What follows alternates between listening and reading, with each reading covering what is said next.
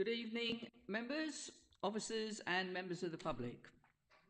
And for those of you in the public gallery here, if you could please put your mobile phones on silent or turn them off. This committee meeting is being live streamed. It is also being recorded, and the link to the live stream can be found on the council's website at www.tenderingdc.gov.uk/live meetings. For the purpose of the recording, I will introduce everyone. I'm Councillor Maria Fowler, Chairman of the Planning Committee, and I will introduce the members of the committee separately. Councillor Alexander. Good evening, Chairman. Councillor Richard Everett. Evening, Chairman. Councillor Bernard Goldman. Good evening, Chair. Councillor Adrian Smith. Good evening, Chair. Councillor Geeta Sudra. Good evening, Chair. Councillor Anne Wiggins. Good evening, Chairman. And my Vice Chairman, Councillor John White. Good evening, Chairman. Thank you, members. And the council officers assisting us this evening from Committee Services, Ian Ford, the Committee Services Manager, and from Leadership Support, Katie Coppenall, and from Planning Services, officers Oliver Ashford and Michael Pingram, our Planning Manager, John Pateman G, and our Director of Planning, Gary Guyver, and also our Planning Solicitor, Mrs. Joanne Fisher. Changes to the agenda running order, there are none. The application will be presented by the officer, followed by public speaking in the order of the applicant or agent, any members of the public who have already asked to speak for or against the application, a speaker from the town or parish council, and finally the ward councillor. Members of the committee will then have a chance to question the officer. Once all the questions are answered, the committee will then debate. When all points are discussed, finally I shall ask if we have a resolution and call for a proposer and seconder, and the committee will then vote according to the normal rules. Agenda item 1, apologies for absence and substitutions, please, Mr. Ford. Thank you, Madam Chairman. There are no apologies or substitutions this evening. All committee members are present. Thank you, Madam Chairman. Thank you, Mr. Ford. Item 2, the minutes of the last meeting, which was held on Tuesday, the 4th of February. So, members, those of you who were present, if you've had a look at these minutes, is there anything at all? If there isn't, could I have a proposer? So, proposed Councillor Alexander, seconded Councillor White. And could I have a show of hands to accept these minutes, please? All in favour? I shall now sign them. Thank you, members.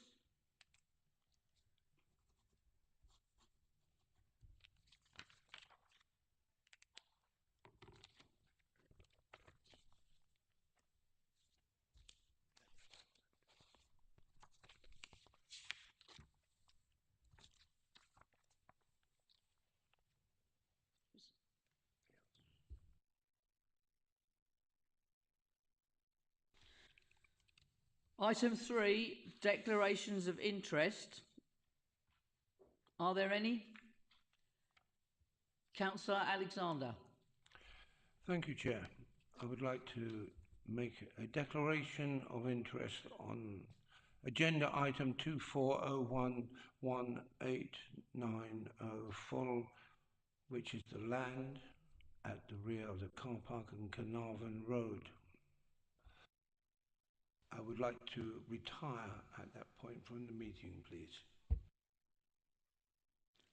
Thank you, Councillor Alexander. Councillor Smith. Thank you. On the same point, I also would like to leave the room for the same reason. We're both on the same committee. Thank you. Thank you, Councillor Smith. Are there any other declarations? Councillor Wiggins. Yes, I would like to declare an interest on A2, which is 24/00937 full Elm Tree Garage, Colchester Road, Elmstead. It is in my ward, but I'm not predetermined and I should be staying for the meeting. Thank you. Thank you, Councillor Wiggins. Item 4. No questions on notice pursuant to Council Procedure Rule 38. Are there any, Mr. Ford? None received, Madam Chairman. Thank you, Mr. Ford.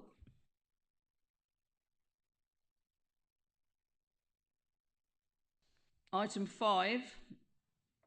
The first application before us this evening, which is A1 24/01890 full land at High Street Car Park, Carnarvon Road, Clacton-on-Sea. And to present this application for us this evening, our officer, Mr. Michael Pingram. Over to you, Michael. Oh, yes, of course. You're leaving the room. We should just wait a moment while Councillors Alexander and Councillor Smith leave the room.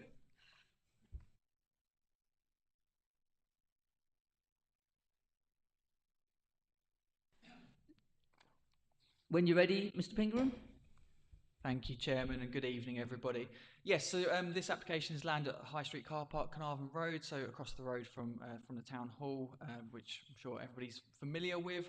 The application is to demolish the existing multi-storey car park and the clearance of the remainder of the site, and in its place to construct a new multi-storey car park which will front on towards Carnarvon Road, 28 residential apartments to the northern element of the site, and also 5 flexible units, which at the moment have got a very flexible sort of range of uses between Class E, F1, F2 and sui generis. 3 of those units are located to the southern section of the car park towards like the High Street end, with 1 unit located at the ground floor of the residential and 1 also located at the ground floor of the car park. So here is the application site outlined in red. I'm sure everybody is familiar with the site, but just to give some context, the Town Hall is where I'm hovering at the moment. The old Sainsbury's site is sort of to the south of the site just there, and you've got the main high street running along there. Train station sort of located slightly to the north, and the main town centre sort of further southwest. And this gives a sort of more wider concept from Google, but yeah, you can see the sort of town centre located just down there. So yeah, so the majority of the site sort of consists of a multi-storey car park at the moment and ancillary car parking, and the land to the north of the site, which you can see on the screen here, is currently empty following demolition. This used to be previously occupied by the NHS, and I believe it was demolished in 2023. Prior to that, the building was also vacant. The surrounding area is heavily urbanised. You've got the Grade 2 listed Town Hall that we're currently in, and the site also falls within the settlement boundary for Clacton and is also an area prioritised for regeneration purposes.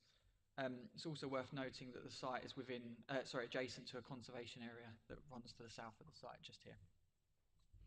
So yeah, I'll just run through a few photos of the site. So this is facing east towards the location of the proposed 28 apartments, and you've got a residential property slightly in the distance there, and on the right hand side you can see part of the multi-storey car park. This is looking south towards the site, so this is kind of the angle sort of from the corner nearest where the sort of train station direction would be, and that's looking south through the site. This is looking north towards the existing multi-storey car park, so just to reiterate, the proposal is to demolish this existing structure. This is facing southeast towards where the proposed multi-storey car park, so it will be fronting onto Carnarvon Road and will be sort of broadly straight ahead where I'm showing here. There used to be a building known as Wesley House that was there, but that was demolished a few years back. And this is facing south towards where the proposed mixed-use units. So at the end here, where I'm hovering just now, you've got the alleyway that connects to the High Street, and members may remember from the previous planning committee there was a CCTV camera that was approved on the other side of that alleyway, so to sort of give some context of where I'm saying. And 3 of the 5 mixed-use units will be located in this area. This is facing west towards the site, so I just wanted to highlight that this tree here, this copper beech, is to be removed as part of the proposals. We'll touch on that a little bit more shortly, but just gives you context of the current entrance and exit to the site, with the proposed multi-storey car park to be on the left-hand side of that tree. So so this is the proposed layout. So as I said, the car park is located fronting onto Carnarvon Road here. It will provide for 301 spaces. So in blue is the main car park element, and slightly in sort of pastely yellow coloured there. That's where one of the mixed units is to go. The remaining 3 mixed units are located to this part of the site. And then just in the northern corner here, you've got the majority just being the 28 residential units, but you've also got this element here that will also be a mixed use unit. So I'll just run through some of the plans. There's quite a lot with this scheme, so I've tried to sort of keep it as minimal as I can. But I just want to just give you a feel for the elevations and floor plan for the unit. So this is the proposed residential, predominantly residential scheme, but you've also got the mixed use unit as well. And these are just 2 other elevations looking from different angles. You can see it's a quite contemporary sort of design with a mix of different colours. And I've just shown the ground floor layout here, so you can see the mixed use unit along that section there, but the rest of the site will be residential. This is the proposed car park. So again, it's gone for that sort of contemporary design that's a little bit different to what you'd see currently on the site and in this immediate surrounding area. The car park is to be 5 stories tall. And there's just a few more elevations just to give you a bit more context. And again, just a ground floor layout that identifies the mixed use unit, but otherwise it's just incorporating parking at the ground floor level and upwards. And mixed use units, this is unit 3, single story structure, again in contemporary sort of nature. Mixed use unit 4, which is again of a similar sort of appearance. And finally mixed use unit 5. This is just a quick floor layout just to sort of show you what I already showed on an earlier image, but just a little bit more zoomed in, but you can just sort of see the size of the footprint of those 3 units. And this is the proposed landscaping scheme. It is so part of the works. I've really just touched on the built form at this point, but actually a key part of this proposal is to improve the public realm and to sort of provide significant landscaping throughout the site that sort of connects the site sort of from the train station through down towards the alleyway leading onto High Street and into the wider town centre. Elements of the landscaping will include planting, tree planting, public art, seating area, and also a green street. And finally, I've just included some 3D images just to give members a feel of kind of how it might look once constructed. So this is looking along Carnarvon Road, and here you can see the residential with the proposed car park in the background. This one sort of focuses more on the actual car park itself. Again, you can see the residential just here, but it just gives you a feel for how that car park would look, again from Carnarvon Road. And this is just a little bit more of a zoomed in view of that car park. And this is just looking through the site, so you can see the mixed use units on either side here, but just that sort of open nature with significant levels of landscaping. And finally, yeah, just a 3D aerial image. It's not completely accurate because it doesn't include all of the landscaping, but it just gives you a feel for how the site will look from an aerial perspective. But also, just worth noting, it includes the Clacton Hub. This is a separate application that's not to be determined by TDC. It's Essex County Council application. It's currently being submitted. It hasn't been determined. I believe it's a few weeks away from determination. But working on the assumption that that was to be approved, this is what sort of overall the combined proposals would look like. So in terms of the assessment of the application, if I start with the principle of development, the site's in a settlement development boundary. It's an area prioritised for regeneration purposes, so that there's strong support on a high overarching level in that regard. The site is also within what's known as a primary shopping area, and that typically tries to, that policy typically tries to focus sort of retail, traditional retail shop units to that location. We appreciate that there's a mixture of potential uses being associated with this, but that is a deliberate attempt to not take away from the existing town centre and instead supplement what's already there. And it's also worth pointing out that the NPPF does talk about main town centre uses, and it doesn't just focus on shops. There's a whole range of different uses. So we don't have any concerns in that regard, and the principle is supported. The residential units, because it's a major development, there is a requirement for affordable housing provision. Our policies state that there should be 30% affordable housing, and at the moment 11 of the units, which is 40%, is being proposed. So we're comfortable with that provision. It's policy compliant, and should the application be recommended for approval, that will be secured via a legal agreement following the committee. In terms of the design, it will be a visual improvement in comparison to the current site. It's an outdated multi-storey car park and additional hard standing and parking. It doesn't particularly maintain or enhance the character of the wider area. And historically, there was Wesley House and also the former NHS building, which were of no special merit either. So all of that combined sort of sets the scene for a fairly neutral current site, and the proposals, particularly with the public realm improvements, but also the design of the buildings, are considered to enhance all of that. It's worth noting that during the pre-application stages, the applicant worked with us as well as Essex County Urban Design Team, so they've been heavily involved in sort of guiding this design, and they're happy with the proposals. So yeah, overall, in terms of the visual impacts, officers aren't raising any objections. Essex County Heritage have been consulted, given that it's adjacent to the conservation area and also the setting of the Grade 2 listed building. They don't raise any strong objections. They have some slight concerns with the design and colouring of the proposed car park, but haven't raised an objection. It's more a point that they've noted, but overall, there's no principal objection to the proposals.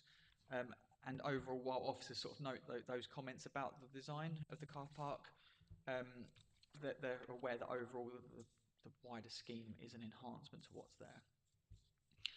Essex Highways Authority, they're content, subject to conditions. They raise no objections.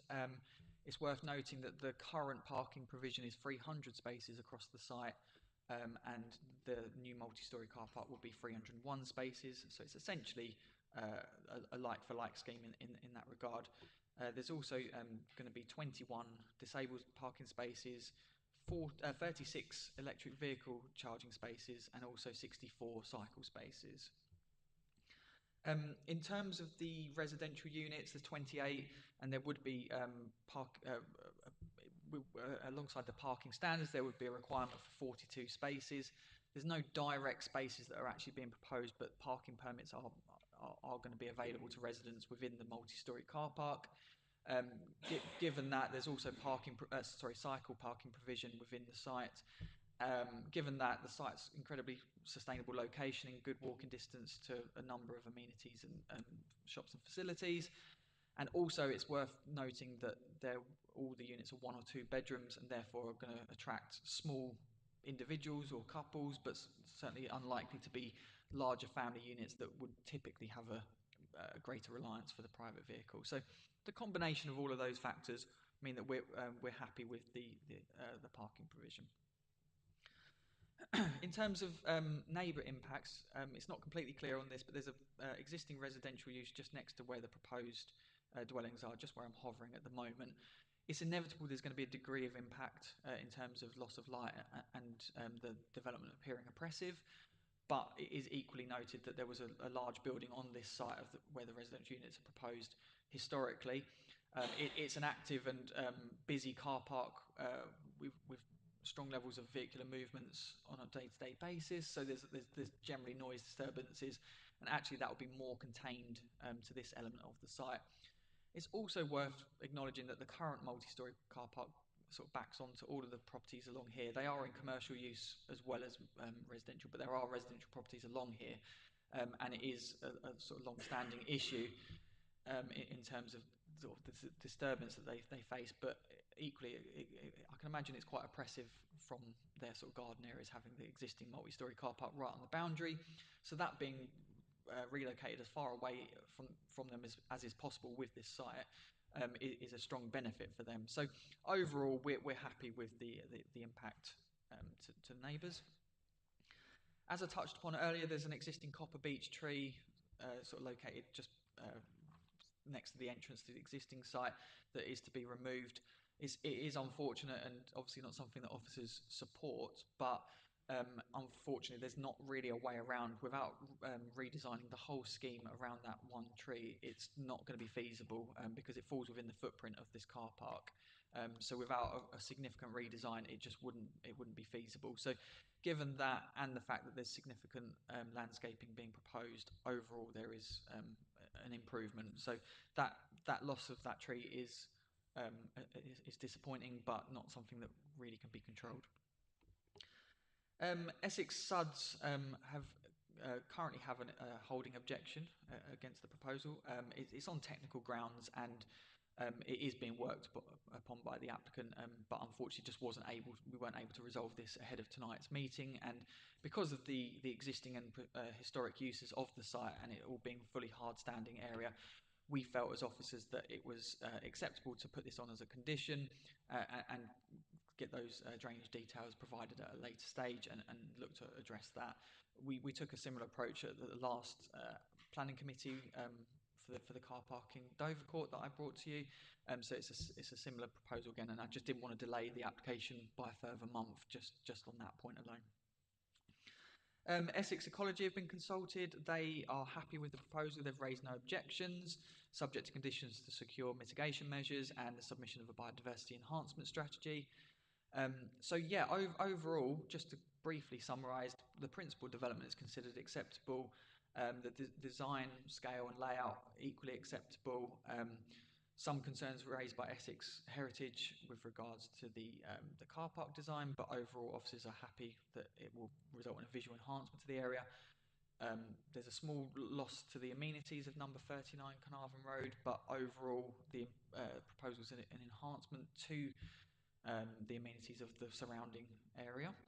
And yeah, there's all of the apartments meet the space standards. They have sufficient private amenity. We're happy with the parking. Essex Highways and Essex Ecology are happy with the proposals. So overall, the proposal is considered to be of an acceptable nature. It adheres with local and national planning policies and is therefore recommended for approval. Thank you. Thank you, Michael. Speakers. We have one speaker on this application. The representative for the applicant, Mr. Mike Carron. Mike, if you'd like to come forward, and you know where the button is. And you have 3 minutes. Thank you. Thank you, Chair, and members of the committee for allowing me to speak to this planning application for the development of 28 contemporary homes, a new multi-storey car park, together with a community space to include creative workspaces.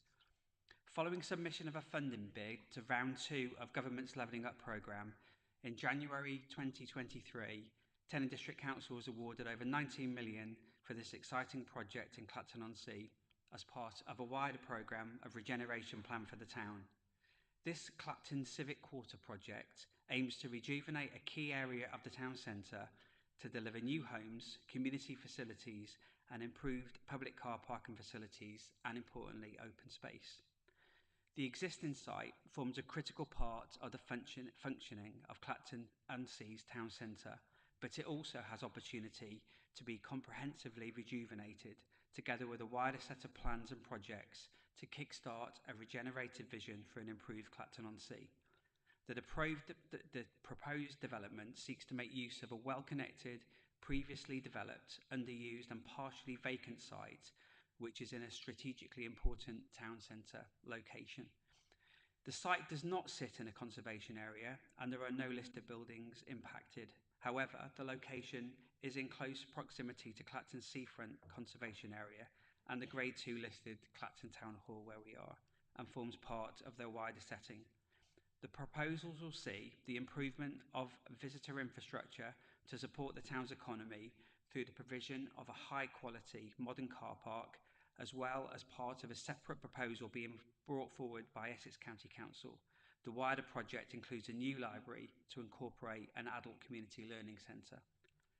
The flexible nature of these proposed spaces will intentionally not compete with existing retail, but will instead enable a wider variety of businesses, civic and community uses to contribute to providing a more varied and mixed offer for residents and visitors to the town centre.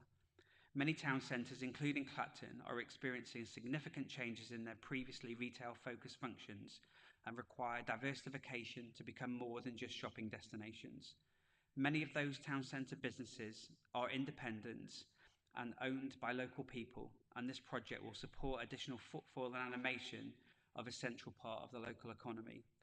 The scheme will see 28 new homes, with 11 of them proposed as affordable and 17 for market rent or sale.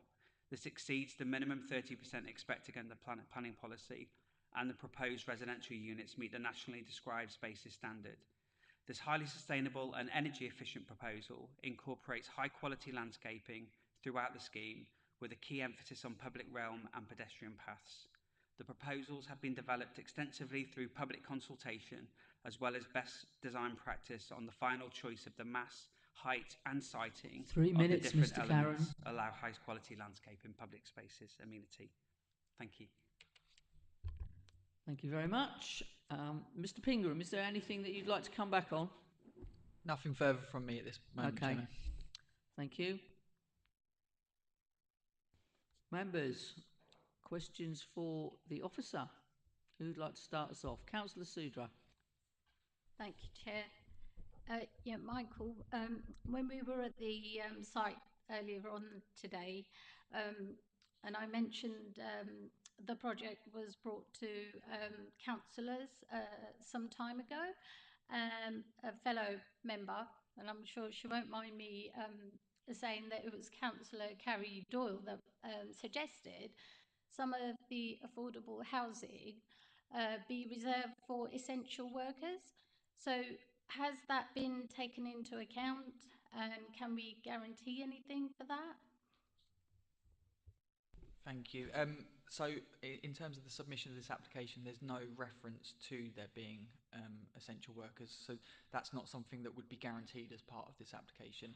All that I'm aware of at this stage is that it will be 40% affordable units. That's what we've been told as part of this submission. Is that something that we can still look into? Like, do we have any data that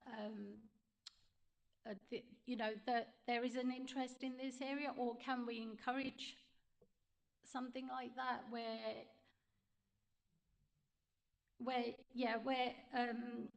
for instance the hospital is being expanded, so can we encourage you know, doctors, nurses to maybe move into the area?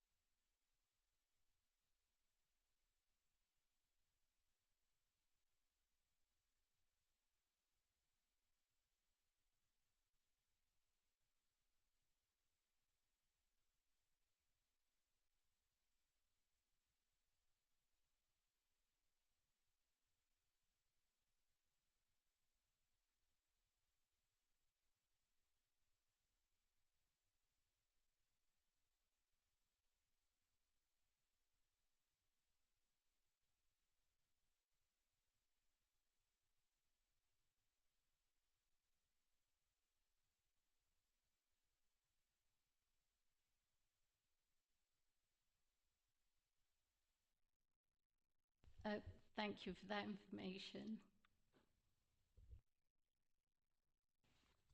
Thank you, Councillor Sudra. Councillor White. Thank you, Madam Chairman. Mine's on car parking. Mr. Pigram says that we could cope with 300 now, and the multi-storey car park will deal with 301. What worried me this morning was that we saw virtually everybody who was parked at ground level.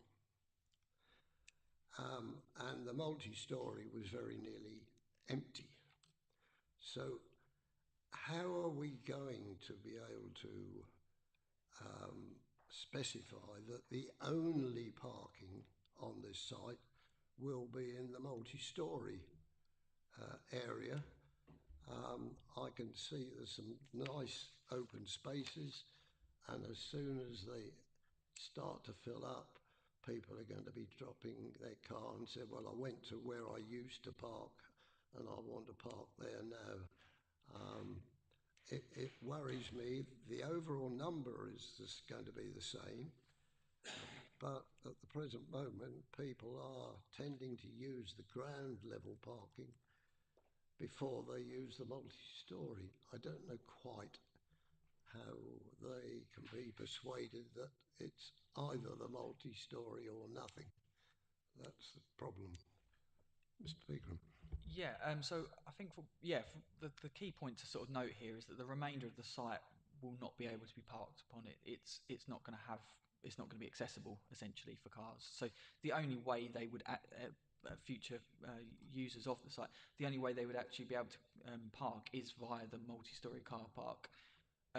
Like with any car park, the lower levels are going to be the more preferable ones, but as it gets busier, it will just fill up. But there's no option for them to park anywhere else on the site. That's going to be pedestrianised.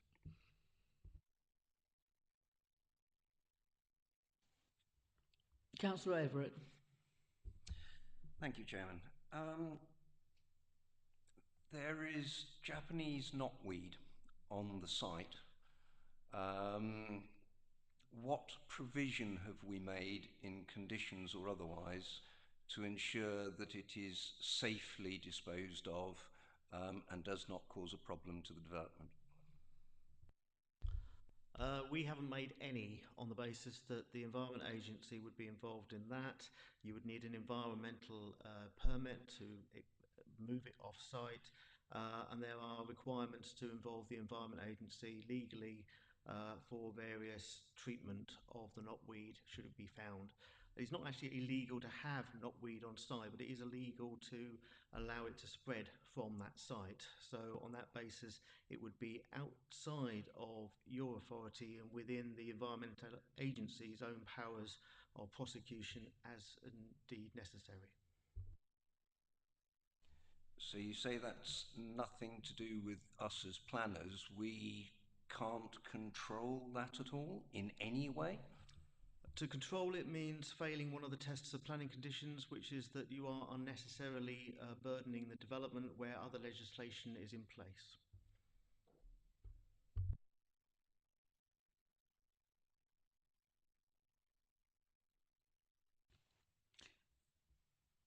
Okay, well, while you're having a think, if you have any further questions, I will just mention, because I have to mention this, the copper beech tree.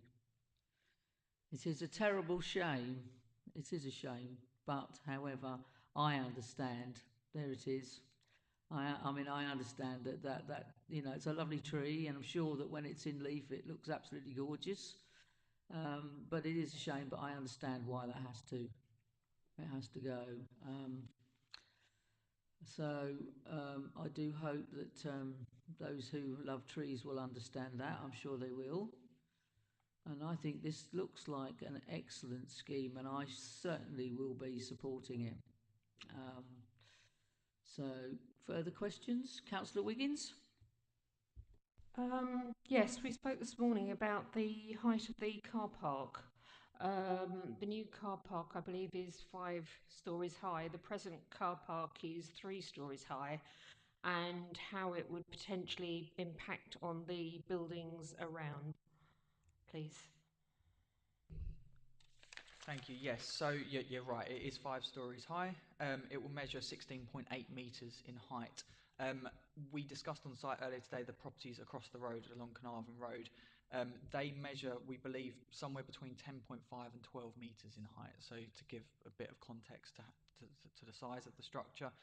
And in terms of the impact to neighbours, so if we start with the ones across the road, there's approximately 20 metres separation distance, and it would be to the front of the property, which is also a care home rather than residential use. So the combination of those factors, we do not consider that there would be any significant harm to the neighbours across the road there. The ones most likely impacted is the one kind of in between the residential and the proposed car park. There is going to be a degree of oppression, a degree of loss of light that is acknowledged in the applicant's submission, and we do note it. But as I said in my presentation, we've also got an improvement to the amenities of a number of properties along Station Road, with the existing car park being demolished and rebuilt elsewhere within the site. So, taking it as a sort of balanced view, we consider that the impact to neighbours is not significant, that us as officers feel it's necessary to recommend a refusal reason.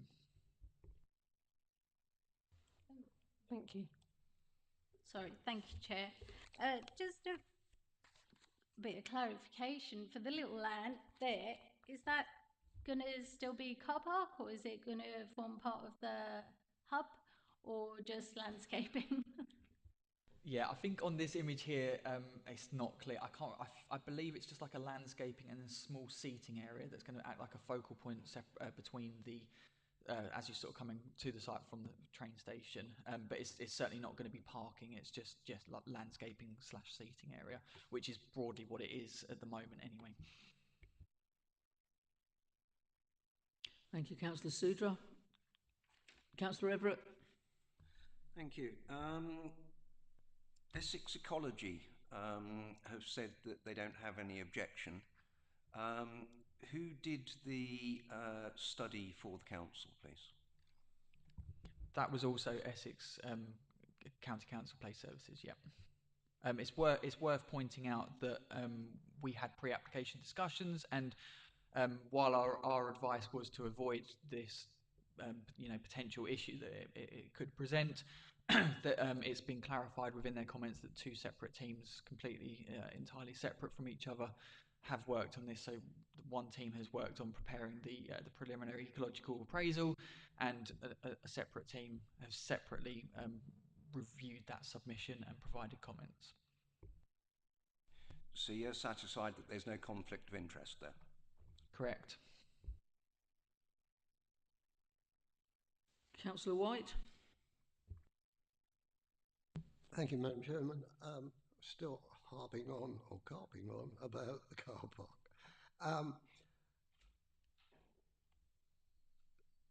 At the present moment, we're 3 stories high. The new one's going to be 5 stories high. Is there any invalid schemes for this protection? And if it's 5 stories high, will there be a lift in it for invalids to get them down? Or, failing that, there is a space in this small scale drawing that I've got, which goes out into the high street.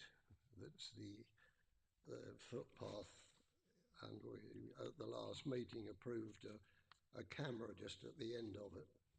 It would seem that there might be some reason for at least invalid parking adjacent to the high street, but perhaps the officer could talk on that. In principle, I'm very much in support of this, but I think it is the fine-tuning that does worry me at the present moment. Thank you. Yeah, so on this plan here, I know it's not completely clear, but in the 2 corners, so where I'm just hovering top left corner there, and sort of just to the right, bottom right corner, there's 2 lifts proposed as part of the scheme, and hopefully you can see on here that all of these spaces at ground floor level, these are all disabled person spaces, of which there's 21 in total. So officers are content, and as are Essex Highways, with the provision provided in that regard. Yeah, hopefully that answers your question. Sorry, yeah, just worth adding, there's also, it's really small on this screen, but there's actually disabled persons facilities next to the lift on each part of this site, so there's 2 of that on the site. So, members, sorry, Councillor Wiggins. Sorry, Chairman. Did I miss the bit about charging points for the car park and for cars, firstly?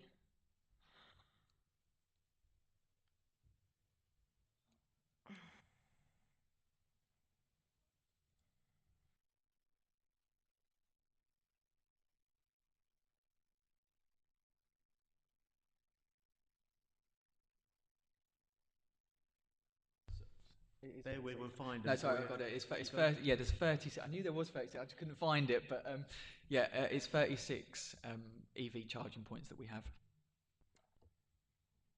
Okay. Can I just clarify, Michael? Next We've question. got one charging point at this moment in time on the car park over there. This would be an increase from 1 to 36. Yeah. Excellent. Okay. And my other query, which didn't come up this morning, was the colour of the buildings. I do hope they're not going to be grey, because I think grey is, whilst it may be nice at the moment, everybody has everything grey. I don't think that in the where this is going to be sited that grey is the right colour. That was only a thought. I'm just going to sort of quickly run through. So obviously the car park's not. The residential element is more of a light blue and red brick at the bottom, and the mixed use schemes, I would argue that's more light blue than grey, but you might have a different view. Can I hold you to that? Yeah. We're just going to check, see if I think there might be a condition to about materials, but we're just going to double check that.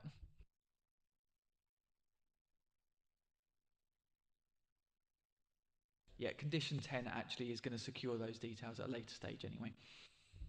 Thank you. So that can be kept in mind.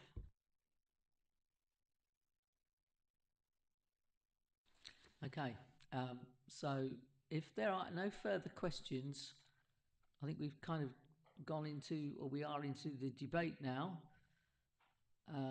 Or if you want to put forward a resolution, so that's what I'd be looking for.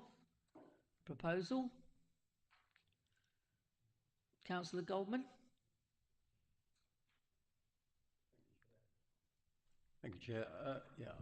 In principle, I'm very much for this. The only reservation I've got is the height of the car park, although that will not deter my decision on putting this forward as a recommendation, for acceptance. So if I could just ask you to clarify that you're proposing approval. I am opposed. You are? Yeah, I'm proposing approval, okay. Yes. Thank you. And do I have a seconder for Councillor Goldman's proposal? Councillor Sudra, thank you. Yeah, I'm happy to go with this. Obviously, it's a good design. It's going to give us extra retail units, etc. Yeah, a very good thing. Thank you very much. So we have a proposer and a seconder to approve this application as per the recommendation in our papers, which is on page 28. There was nothing, I don't think, in the update sheets. No, right. Okay. Which the recommendation is 10.2, which is on page 58. So we are voting for approval of this application. So could I have a show of hands for approval, please, members? 1, 2, 3, 4, 5. Yep. And could I have votes now, please, for those against? And now, please, abstentions. 1. Thank you, members. This application has been approved. We will now have a short break while we find Councillor Smith and Councillor Alexander. So, Katie, if we could turn the live stream off for 5 minutes, thank you.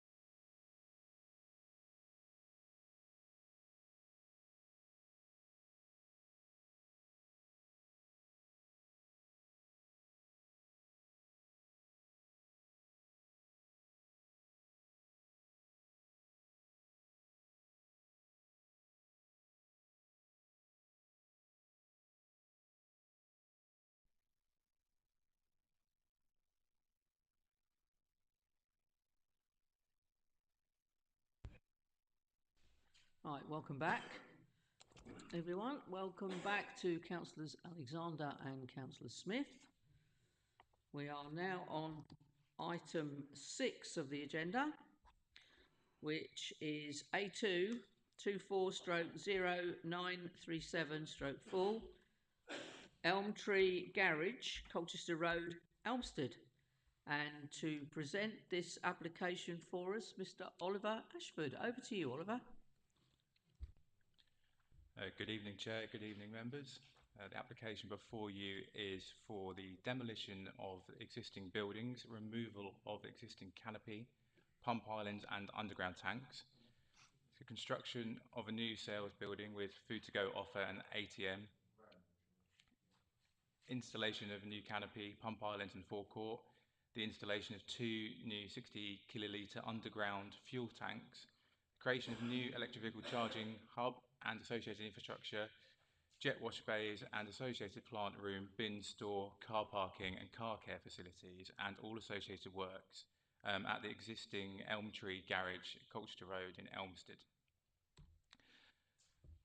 So the application relates to the existing petrol station, which is located on the northern side of the A133 Colchester Road in Elmstead. It's within the defined settlement boundary of Elmstead Market, and this is also a defined rural service centre within the local plan.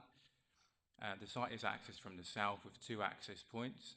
To the east and west of the site lies residential development, and also to the north there's a further residential development estate off Lucerne Road. The site is located within the settlement development boundary for Elmstead Market, where the principle of development is considered acceptable. The proposals are for a replacement facility which is long established, therefore the principle for this form of development is accepted. So you can see the site location plan here with the site outlined, and here's some photographs showing the existing site, and this is looking west towards the petrol station. This photo shows the existing boundary to the east of the site. There is an aquatic centre located, so there's no residential development on the east of the application site. This photo shows development to the rear, so you can see the existing self-storage facility, which is rather prominent within the residential street scene. And this is looking southeast, showing the nearest residential properties that will be affected to the north of the application site. This is taken from the rear of the site, showing the existing self-storage building and parking area which is in existence. And this is looking away from that towards a residential development. This photo shows the access point. You can see one of the access points in the rear of the photo, and some street view images just highlighting the existing setup. So there's an existing 24-hour Londis and fuel tanks, and this is looking in the opposite direction, showing the other access point, and the boundary treatment is also of the neighbouring residential property, which will be unaffected. And this shows the existing development a little bit more clearer. So it should be just stated again that everything that's on the site at the moment will be removed to make way for the proposed development. This is the existing block plan. It just highlights the footprint of the existing petrol station. It does take up quite a lot of the site, as you can see, and there are some close proximity to existing properties. And elevations here showing the scale of the building at the back in particular, which I highlighted previously. This proposed block plan highlights the scale of the development, so you can see the food-to-go units and the kiosk of the petrol station will be located highlighted in yellow, and there are parking spaces in front of this with one designated disabled parking space. To the west are 8 electric vehicle charging points with a small area of landscaping, as well as a substation to power the site. And to the east there are 4 jet wash facilities, as well as additional parking spaces further to the south. And this just highlights that in a bit more detail, as I've just outlined. It should be highlighted that there is a proposed landscaping to the north of the site, and to try and mask some of the appearance of the proposed sales building to provide a soft barrier. These are the proposed elevations of the sales building, so lots of glazing at the front with double doors, a modern design, sloping roof which slopes down to the residential development, so to reduce the impact. And further elevations which will shows the rear and the other side of the sales building. This is the proposed floor plan, so it highlights a large, it's about 1,700 square metre sales area, as well as 2 food-to-go units. End units are not specified, but these will be Class E. And these elevations show the jet wash facility. So there are 4 jet wash bays with glazed screens at the top, and they will be fully enclosed with sufficient drainage to allow for soak away. And the EV charging points, again, elevations here that highlight those. Just going to go back to that plan, shows a bit more detail.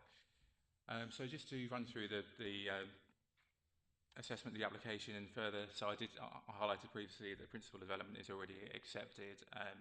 Another key consideration is highway response. So Essex County Council Highways do not object to the application. They state that most, if not all, of the trips will be pass-by trips, which either divert from the existing journey passing the site and would already be on the highway network, and would not result in a material change in the character of the traffic in the vicinity of the site. Recommended highway conditions have been assessed and as relevant added to the recommendation at the end of the report. Due to the siting of the existing buildings, it is considered that there is already some impact on neighbouring amenity by the existing use, and that this must be given significant weight and planning balance. It should be stated that the existing facility is also a 24-hour operation with regular vehicle movements. Proposals are not considered to create a significant increase in terms of loss of privacy, natural light overbearing, impact or overshadowing. Further, the Council's Environmental Protection Department have been consulted as part of the application, and they are satisfied with the proposals that will not create any amenity issues subject to conditions relating to noise in a construction method statement, which has been included. Just referring to the update sheet, so the Environment Agency were issuing a holding objection initially. They've now removed that holding objection subject to a number of conditions. We've considered these conditions in terms of the 6 tests of the NPPF, and considered that condition 6 is the most relevant and would be added to any subsequent approval. Finally, just want to highlight the proposal, the petrol station will not be operational while the works are being carried out, so there will be some loss of facility for a temporary period of time. And in terms of lighting, this will be conditioned as seen at the end of the report. So the application before you is recommended for approval. Thank you, Chair. Thank you, Mr. Ashford. There are 3 speakers registered to speak on this item. And the first speaker is the agent, Mr. Harry Capstick. Mr. Capstick, if you'd like to take a seat, and if you'd like to push the button when you're ready, and you have 3 minutes. Thank you, Chair. My name is Harry Capstick, and I am the planning consultant for this application and act on behalf of Motor Fuel Group Limited. I've reviewed the officer's report recommending approval of the application subject to conditions. I endorse the contents of the report as it addresses the issues relevant to the application in a clear and succinct manner, drawn on expertise and advice, particularly from Highways, the EHO, as well as the officer's professional opinion. The proposal seeks to redevelop the site in its entirety for a petrol station. The principle of development should be accepted, given the site is an existing, long-established petrol filling station on Colchester Road and has a long planning history for the provision of roadside services. The proposal includes the latest environmental technology for fuel and the provision of electric vehicle charging points in line with motorists' evolving needs and expectations, and provides environmental betterment than the existing situation. The proposal will provide a wide range of social, economic and environmental benefits and accords with the role and focus contained with the NPPF and the local plan. It's important that adequate facilities are provided for road users to ensure their basic needs are met. The provision of enhanced facilities will better meet the needs of motorists travelling on Colchester Road and provide them with facilities they would expect from a modern petrol filling station. The proposal includes the provision of 8 high-speed electric vehicle charging bays, and the new food offer in particular will provide those with electric vehicles with somewhere to go while they're waiting for their vehicles to charge. The new sales building and food to go concessions are expected to generate up to 10 full-time and 10 part-time jobs. The proposal will therefore bring a wide range of economic benefits and will result in a net gain in terms of job creation than the existing situation. Whilst the wider site currently and will continue to operate 24 hours, the application was submitted with a noise impact assessment, and the proposed jet wash bays are proposed to operate between 7 AM and 10 PM. The operator has extensive experience of operating similar sites with similar facilities, and this approach is supported by the EHO, who has confirmed they have no objection to the proposal. The proposal is therefore considered to be in accordance with the relevant policies in the development plan, which seek to protect residential amenity. Highways have also confirmed they have no objection to the scheme, based on it primarily improving the offer to existing customers. The removal of the existing buildings and reconfiguration of the site is expected to improve accessibility and manoeuvring within the site, as the larger forecourt area is now able to accommodate more vehicles than the existing layout, which in turn should prevent vehicles having to wait on Colchester Road to access the site. Finally, the proposal is in accordance with the development plan and national guidance and meets the objectives of sustainable development, making best use of an existing developed site. On the basis of the above, it is respectfully requested that members approve the application as per the conditions set out in the committee report. Thank you very much. Thank you, Mr. Capstick. That was exactly 3 minutes.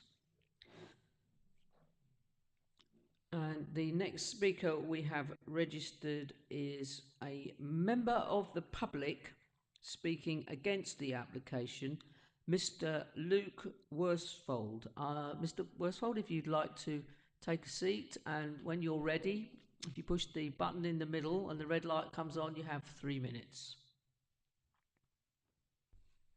Good evening. My mother-in-law lives at Glan Arbor, next door to the application site. The officer's report contains significant errors. It states that there is no site-specific planning history. This is untrue. The recommendation is based on the assertion that the use of the site would remain the same and has no existing restrictions. This is also simply untrue. The vast majority of the application site has a distinctly separate planning use, which consists of a self-storage business and office. This was granted planning permission in 2015 under the reference 15/00024. This use has had little impact in terms of light and noise, and in fact screens existing residences from the current petrol station. The self-storage business is also subject to a specific planning condition that restricts operating hours to safeguard amenity at Glan Arbor and 45 Lucerne Road. The current petrol station and associated shop only occupies an area in front of the site next to Colchester Road. The proposal will greatly extend the petrol station to cover the entirety of the site with a huge forecourt, canopy and relocated shop at the back of the site next to the rear gardens in Lucerne Road. It will introduce a new, poorly defined takeaway use that has not been adequately considered in the officer's report. The rear of Glan Arbor and the properties in Lucerne Road will be newly exposed to the noise, light, activity and nuisance associated with these highly disruptive uses, with no mitigation or controls on the hours of operation. This is not the replacement of an existing facility, but a significant expansion and change of use, exposing many residents to material impacts that have not been adequately assessed. For example, the noise impact assessment is fundamentally flawed, evaluating only the noise arising from the jet washers and electronic equipment. There is no mention of the noise from all the vehicle movements, takeaway and all the customer activity that would now be imposed on the currently sheltered rear gardens at Glan Arbor and Lucerne Road. In addition, the noise recordings used for the basis of this assessment were not located anywhere near Glan Arbor, the nearest neighbour. The lighting design, a fundamental component of the proposal, has been excluded. This goes to the heart of the development's impact, which is currently limited to a small area close to Colchester Road. These details should have been requested up front. The amount of lighting required for this facility will be immense. A planning condition is far too late to evaluate the impact this will have and will clearly result in a fait accompli. The proposal is not a replacement or refurbishment. It is a considerable expansion and change of use that will cause significant harm to nearby residential properties. No meaningful mitigation has been offered, and no restrictions have been proposed on operating hours. Please picture a large shop front and takeaway just over the fence of your own rear garden, fully illuminated and open 24 hours a day. How on earth can this be considered acceptable? A fundamental error has been made in the assessment of the proposal, and I hope that members of the committee will see that this is entirely unacceptable and refuse this poorly considered application. Thank you. Thank you, Mr. Worsfold. And finally, the last speaker on this application is the ward member, Councillor Gary Scott. Councillor Scott, if you'd like to take a seat, please, and you know where the button is, so when you're ready, you have 5 minutes. Thank you, Chairman, councillors, officers. Such a while since I've been attending the committee. Thank you for letting me to speak this evening. I'm speaking tonight against the proposed application, and this will be too much for Elmsted Market and overdevelopment of the site. The village has a major road going through it, and to say the site will not have increased traffic movements, I believe this is wrong and not correct. Having increased fuel pumps, electric vehicle charging points, food establishments, increased staff members, this tells me residents and parish councillors feel that there will be more vehicles coming onto this road on this site and visiting the site, which increases the services and also the increase in noise and light to neighbours. Parking at the site, I feel, is not enough for disabled people. One disabled parking site, especially when there will be free toilets there and additional services for people to use. Vehicles passing will have the option to stop to have their car washed, perhaps charge their vehicle, perhaps while they wait sample the food and sip a hot drink. You add all this up, the site turns into a motorway service station in the heart of Elmsted Market. The village is not able to cope with the increase in traffic to this site, using the already congested the A133 or Colchester Road. This stretch of the A133 in the centre of Elmsted Market has a steady flow of traffic for most of the day. I am concerned and disappointed that Essex Highways have not suggested improvements to the crossroads less than 50 metres away. I have lost track of how many times I've asked for improvements to this dangerous crossroads. The traffic backs up in all directions, queuing up to the petrol station and Elmsted Market Field School, who all use that dangerous crossroads. If councillors are minded to approve this application, and I would suggest a traffic study on the crossroads to be undertaken and improvements sought, and suggests a funding of £25,000 to the pedestrian crossing to be included at the western side of the village. The crossing is badly needed for the safety of residents who wish to cross this dangerous road, the busy A133. We have seen accidents on this stretch of the A133, and it's a bottleneck of the community and visitors passing through Elmsted Market. When will the deliveries and refuge collections take place? How will these be enforced? As the A13 is busy all day, how will this be managed?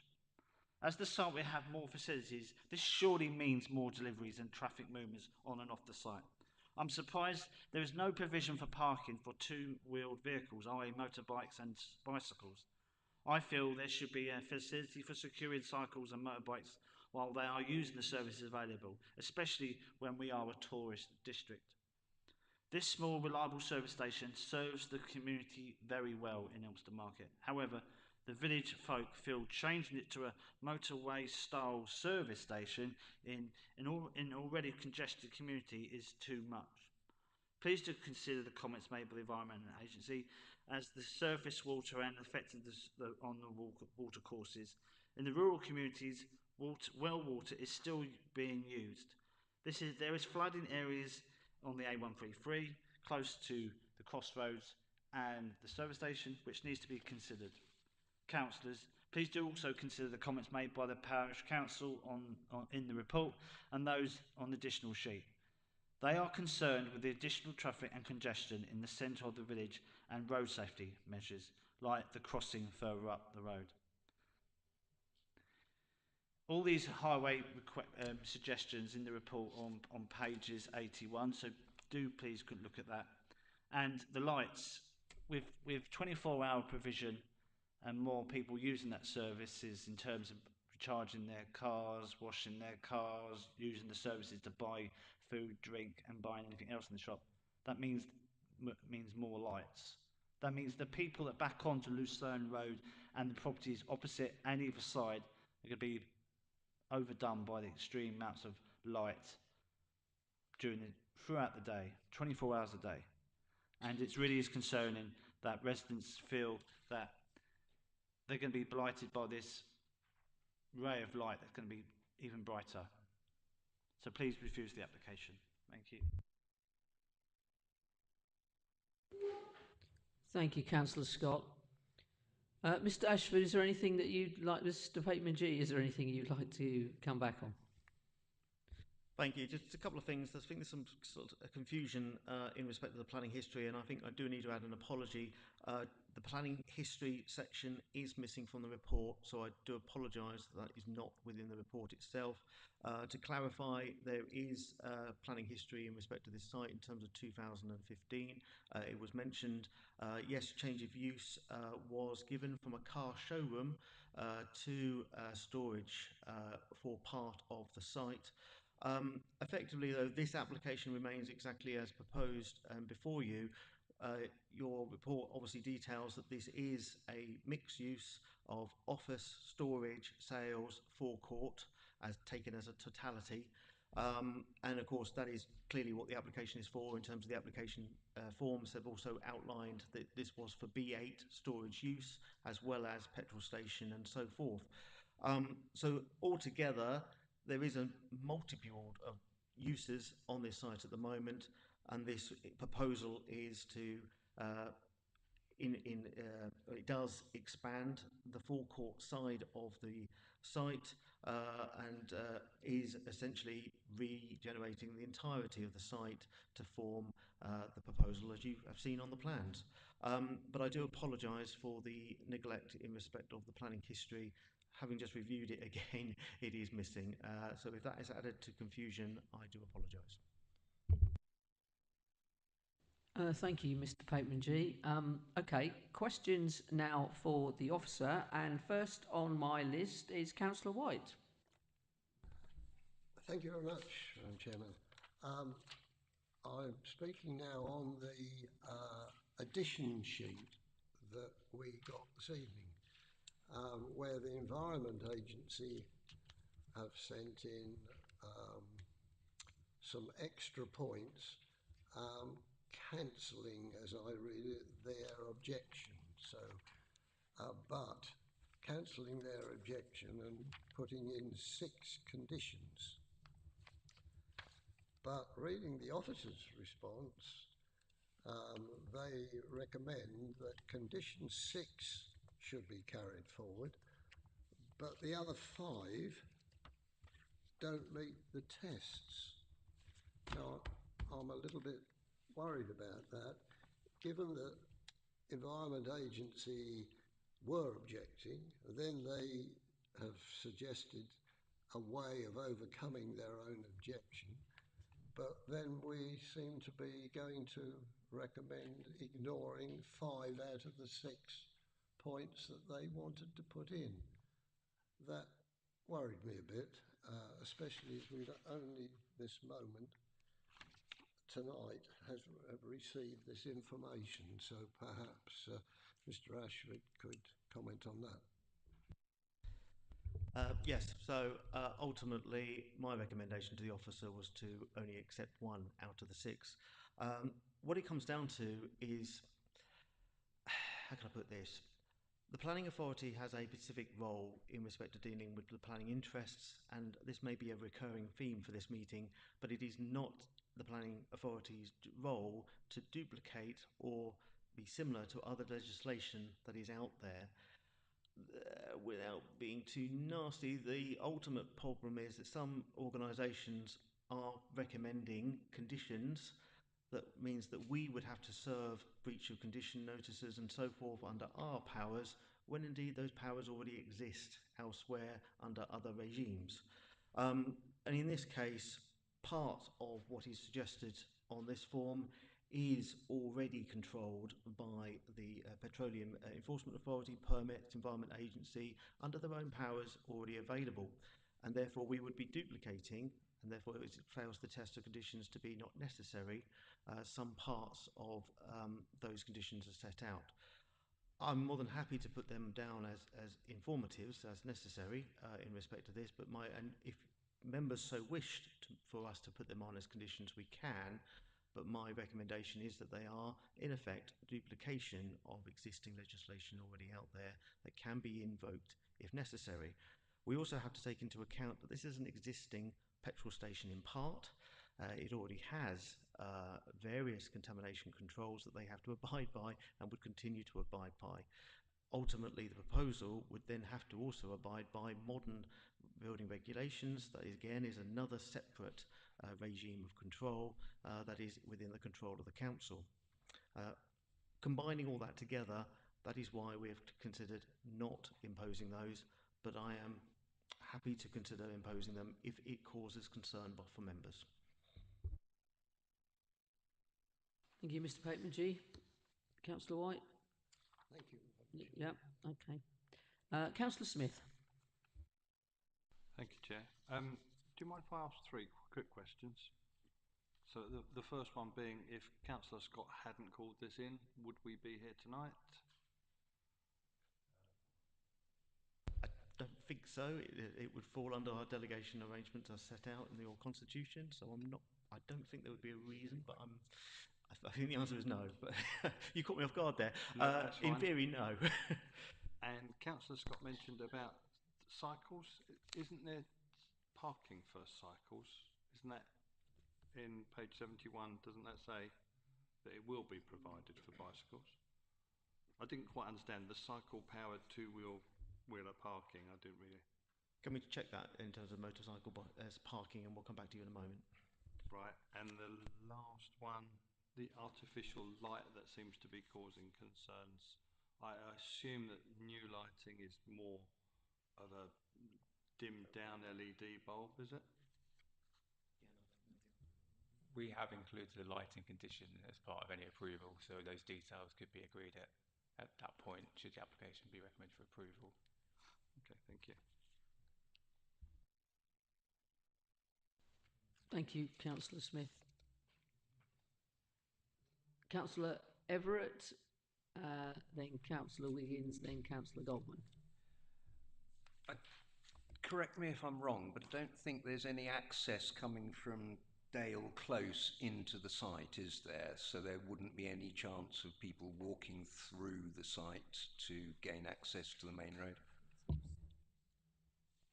That's correct. The access details remain unchanged, so it's just the two access points at the front of the site.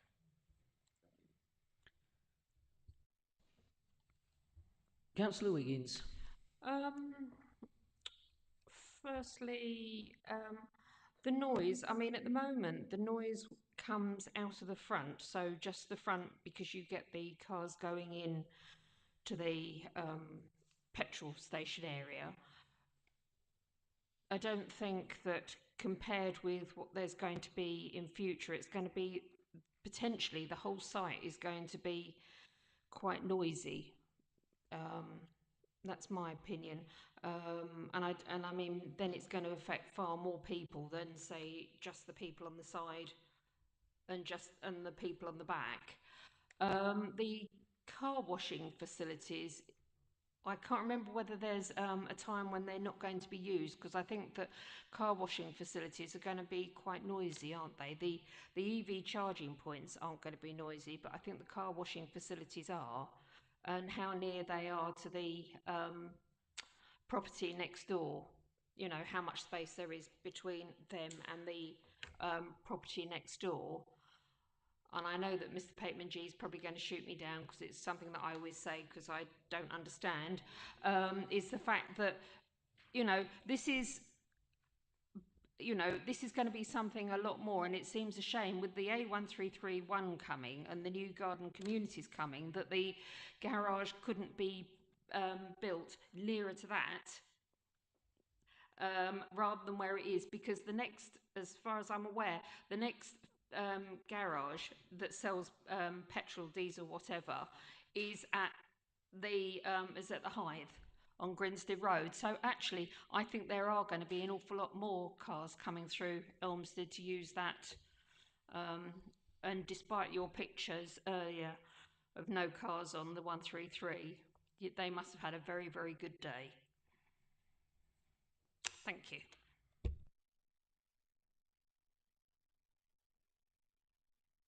Sorry, a couple of questions we're just going to catch up on. Can I, before I come back to you, just going back to Councillor Smith, in terms of the position on the motorcycles and other means, we it sounds weird. We think it is on the plan, but we have to admit we can't confirm entirely. But there's certainly position that it can be. So if we were to go forward, we can ensure that that is agreed, and that could be, notwithstanding plans, that we obviously have facilities for that basis to be put in place. So I would ask for further condition for that to be agreed if you were to approve this. I apologise that clarity isn't on the plans, as we probably should have found it, so that is not there. Going back then to Councillor Wiggins' point, have you got those, or do you want me to carry on? You do those first two, and I'll come back to the other one. Just on the noise, I did reconsult with environmental health following the objection that we received with regards to the noise receptors, and they were happy that the noise assessment had been carried out adequately and was appropriate. So we had no objection subsequently from that. Do we know where they took it from? It's within the details submitted within the noise report, and they were satisfied with that. Okay. So we take that seriously in terms of the reconsultation that we carried out. And the second point you raised on the jet wash, that was confirmed by the applicant that it would be 7 till 7, and that can be conditioned also as part of any approval. That's 7 till 7 during the day, isn't it? So therefore it wouldn't be at night. That's right, yeah, 7 a.m. till 7 p.m. Okay, thank you. There was a last point, and I don't wish to shoot anyone down. That would be me. But unfortunately, in planning terms, you have to deal with the application before you, and it is this location that this proposal is being proposed. An alternative location may not be in their control or ownership or so on. So I'll leave that with you, I'm afraid. I appreciate Mr. Popemanji, but I just thought I would just ask. Thank you. Thank you, Councillor Wiggins. Councillor Goldman, then Councillor Everett. Go ahead, Councillor Goldman. Thank you, Chair. Given the existing garage as is, per se, and the new one that will be constructed if this goes through, the fuel tanks, that are going in, are they larger than the existing? Also, what guarantees are there that there will be no environmental impact on the watercourses that are mentioned in this decision by the Environment Agency? And also, my next question is, why has there been no mention of hydrogen refuelling? Thank you.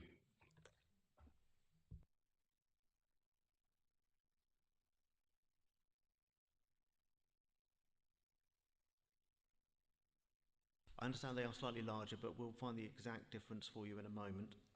In terms of fuel tank size, in respect to your second part of the question of whether I can guarantee the environment will be saved, unfortunately I can't guarantee that. Ultimately, there are other regimes in terms of contamination.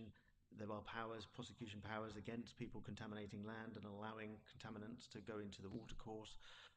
These are obviously covered by agencies such as the Petroleum Enforcement, as well as the Environment Agency, as well as others. We can, to a degree, as I said earlier, impose further conditions if we feel planning amenity and requirement is there. My argument, though, is there is a degree of duplication.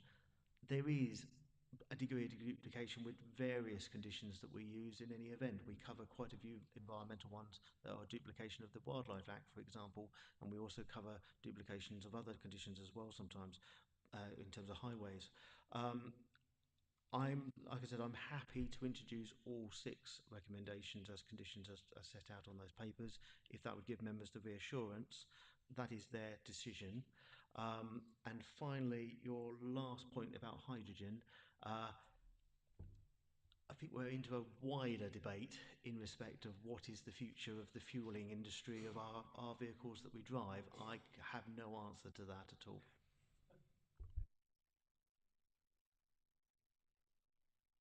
Councillor Everett and then Councillor Alexander. Thank you. Mr. Ashford, you said that you'd reconsulted with the Environment Agency. When you were having that discussion with them about another matter, did you actually mention to them the fact that you were about to ditch 5 of their 6 conditions?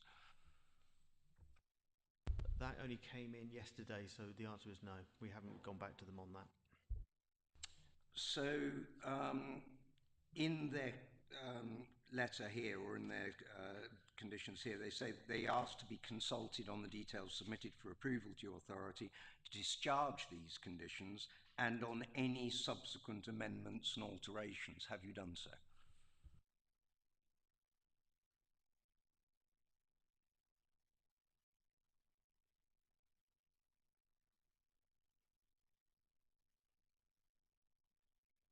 Yes, so that's basically saying if we did impose these planning conditions, they would like to be involved in a discussion at the point of discharge of the planning condition, not the point of the application determination. So ultimately, they are asking to be consulted as part of the discharge condition process. That's how I read that. So that means then that if you're going to ditch their conditions, they want to be consulted, basically, then, doesn't it? They would like to be, yes. So perhaps that's what we should do. Perhaps we should actually ask them about the fact that we're planning to ditch their conditions. Well, ultimately, you are the local planning authority. What conditions we impose is our right to decide, not other interested parties. Just clarify that that's this committee's right? In this context, yes, because you are the decision maker, and I have given you my recommendation, but I've also said you can impose these conditions if you so feel it's necessary and you do not agree with my recommendation. That is your right as the decision maker to work out the degree of weight and considerations. So, and as I've said previously, if you wish to add those 6, feel free. I'm happy for you to do so. I don't have a choice. You're the decision maker. I'm just giving you a professional opinion. Thank you for that clarification. Thank you, Councillor Everett. Councillor Alexander, and then we will go into the debate after that. Thank you, Councillor Alexander. Thank you, Chair. I was quite pleased to see that the application has got 8 bays for EV charging.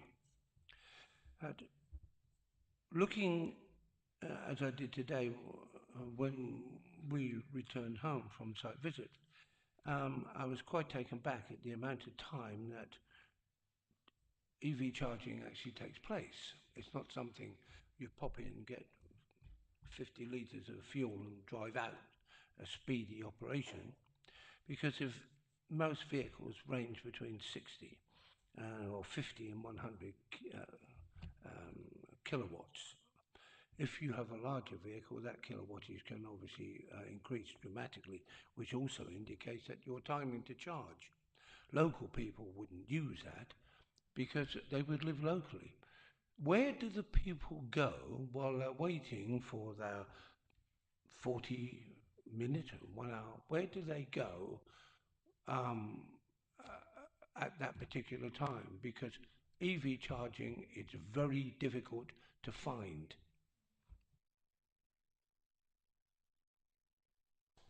So ultimately, I don't have an expert knowledge on EV charging. I do know a friend of mine has a car that is electric only, and he spent 2 hours once waiting for his car to charge up in some petrol station somewhere. Ultimately, they end up either on site within the facilities offered. In this case, there are food facilities offered as part of this proposal. They could be there. They could wander around and enjoy the area. ultimately, or they could just sit and wait in their car and probably catch up on their emails on their phone. Ultimately, the choices are for the individual, whoever that might be, who would use this facility. Thank you for that charge. Yes, we have before us the application, and the application, to my mind, hits the brief. Spot on. 8 EV charging bays, which we need desperately, with a move to make vehicles bigger for the one purpose that it protects the drivers and passengers inside for the voluptuous sides, and the kilowattage will increase. I don't see people wandering around enjoying the sights, maybe with an umbrella or something. I don't know. I don't see that working. I think we've missed the trick here. We're building this. In fact, Chair, what I'm going to do, with your permission, is step back from what I'm saying now and bring this into debate. Would you accept that? Thank you. That's absolutely fine, Councillor Alexander. Yeah, that's fine. Yes, indeed. Yes. Right.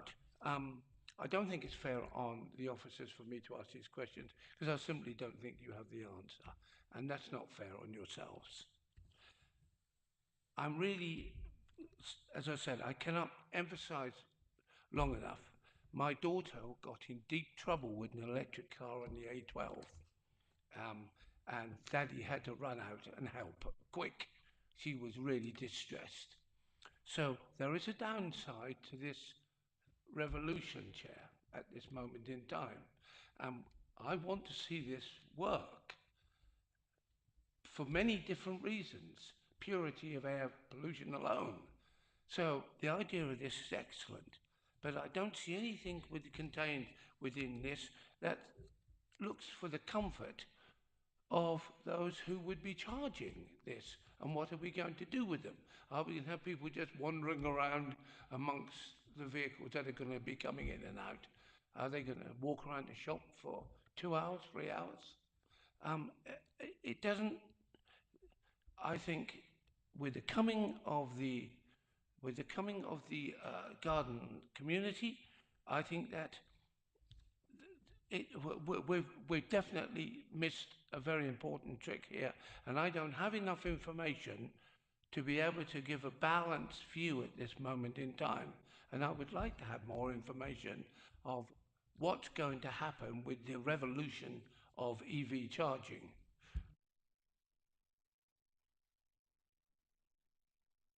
Thank you, Councillor Alexander. Councillor Smith.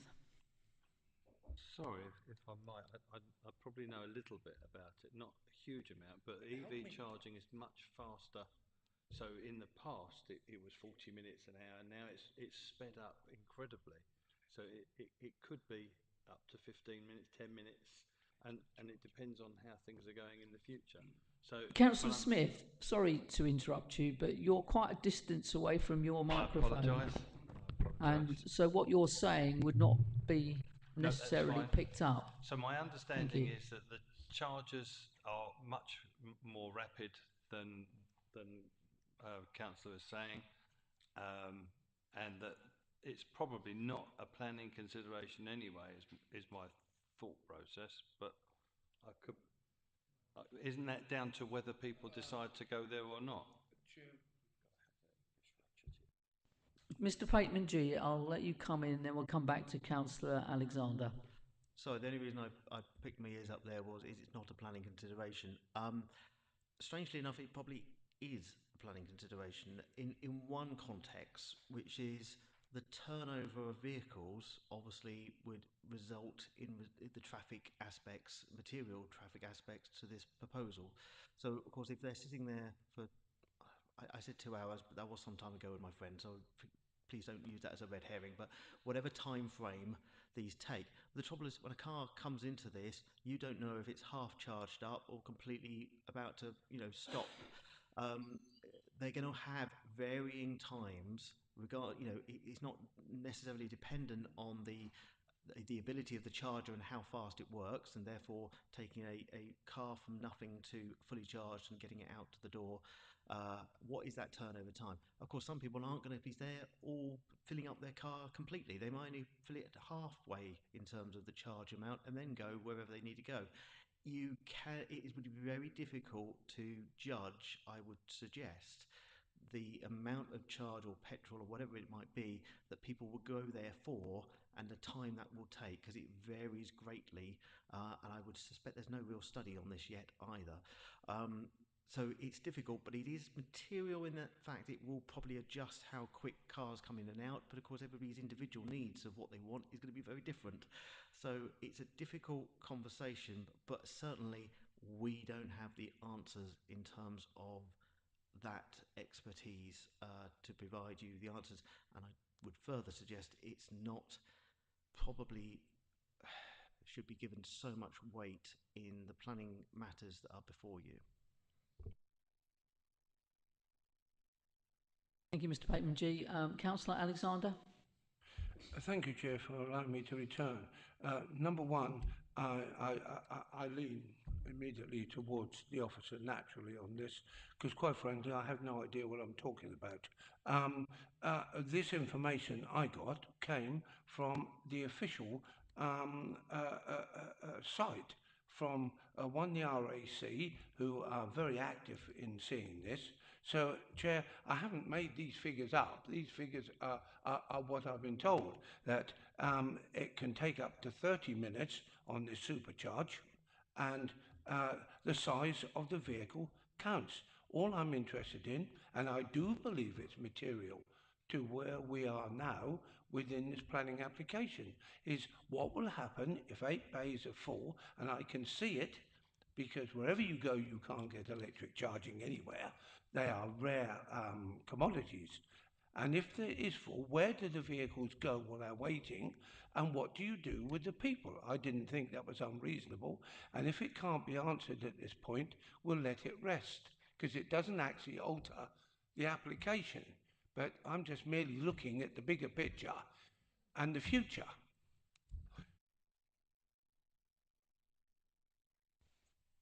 Members, so we're in debate now. We've had questions. I do have one question while you're having a think about that.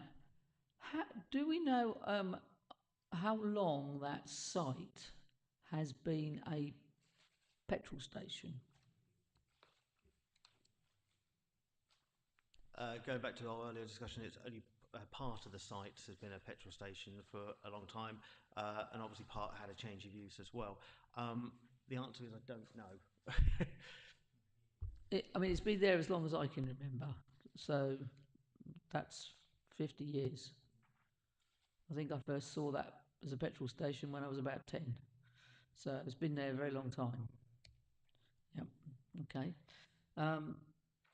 Councillor Sudra. Thank you, Chair. Yeah, I just want some clarification on the planning application. Is it that it would have gone to the parish council initially, refused, and then it's come to us because of the call-in? So the reason it's before you is because the application was called in by the board member. It goes to obviously the parish council. Every application goes to the parish council, and obviously they comment appropriately on this basis. They're sought to refuse this one. Okay, thank you. And the other question is on the highways sort of recommendation of the 25,000. Why do officers not think this is reasonable or unreasonable?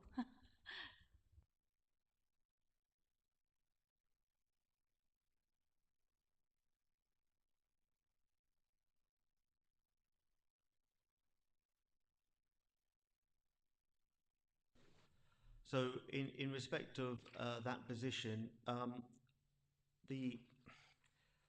we don't feel we have sufficient evidence to make that request on the basis that you have an existing site with an existing petrol station and existing storage facility, which will generate a degree of traffic on one hand, and then we have this proposal that may increase that traffic by a degree, but it's not considered to be, in our opinion, sufficient to justify the cost and the necessity of a crossing in the terms of the cost of that. And also, this isn't going to provide that. This would be a contribution towards, and I don't believe, therefore, it would fulfil the cost of that in any event. So the likelihood of it coming forward in any shape or form beyond that is not as likely, in our opinion. We don't feel that there is sufficient evidence, but that is the position we're recommending. You may not agree with that, and if you don't, we may wish to return to that point, and maybe we can look into that further. But from what we have, we don't think we could robustly defend an appeal if you were to refuse it on that point alone. Thank you, Mr. Pateman-G. Councillor Goldman. Thank you, Chair. Has there been any sort of surveys done to find out to coin the phrase like footfall, as in carfall, as to the need for that petrol station to actually be there now? In terms of usage? The answer is no. We're into sort of what is the market, and that's not really where planning goes in terms of its considerations. Obviously, the existing use is whatever footfall is currently working, and if the people feel they could redevelop it and make a viable use out of that, that's their market decision for them to make, not a planning decision for us to consider. Thank you. Members, we are now in debate, so I will be looking for a proposal. Councillor Everett. Thank you. I'd like to propose approval of this. However, I'm very concerned that our officers are ignoring the advice of expertise that goes to great length in giving us conditions that would make things acceptable. So, for instance, highways and the 25,000, and the Environment Agency and the 6 conditions. And in proposing this for approval, I would only do that on the proviso that those conditions, all 6 of the Environment Agency's conditions, are imposed, and the highways condition. Thank you, Councillor Everett. Mr. Guyver.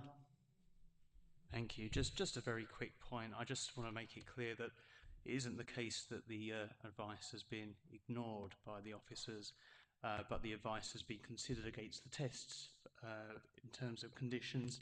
But I think the suggestion that the conditions are included is something that can be considered by the officers. But just want to make that point that it's not a case of ignoring the advice. It's a case of considering the advice against the guidance that we are led by when we come to these recommendations. Thank you, Mr. Guyver. Mr. Pateman-G. I'm going to make 2 suggestions, and I think probably the best way to go about this. So if I was to revise the recommendation before members, I would probably set it out as such, which would be as officers recommend within their papers, as well as all conditions from the Environment Agency in the update papers, with the addition of the securing of jet wash operation hours as set out to being 7 AM to 7 PM, and confirmation of the 2-wheeled parking provision, or indeed, as agreed as needed, added as well, which is within the highway conditions. I pause there. I would caution in respect of £25,000, which has no substantial evidence or justification to be added or required, and I think that would be a significant risk to this authority. And I'm going to go one step further and say that I have noted that the Highways Authority have asked for crossings and other means more lately. And I hate to say this, but it is a cause for me to need to have a conversation with the county on their expectations in this respect, because I think they are being unreasonable and they are requiring unnecessary requirements. But if you add that as well, that would be for you. But they are my recommendations of what other conditions you should add.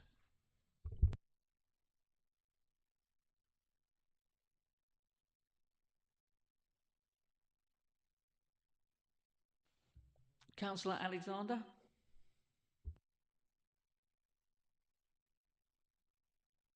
Chair, sorry, I've misled you.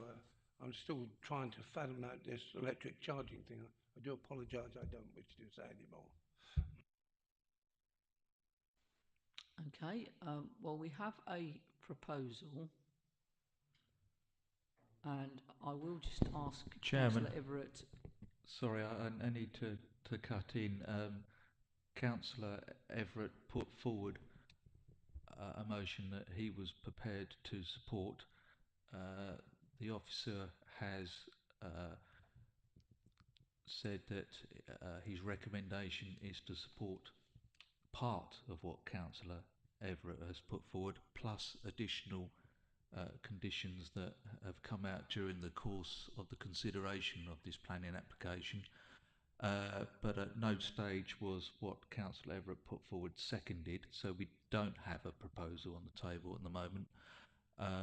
So I would suggest, through you, Chairman, whether Councillor Everett is prepared to amend his proposal to accord with the advice of Mr. Pateman G, or whether he wishes to stick with his original proposal, in which case we need to find if that has a seconder before we can proceed. Thank you, Madam Chairman. Thank you, Mr. Ford. Councillor Everett? Yes, I'm prepared to accept that.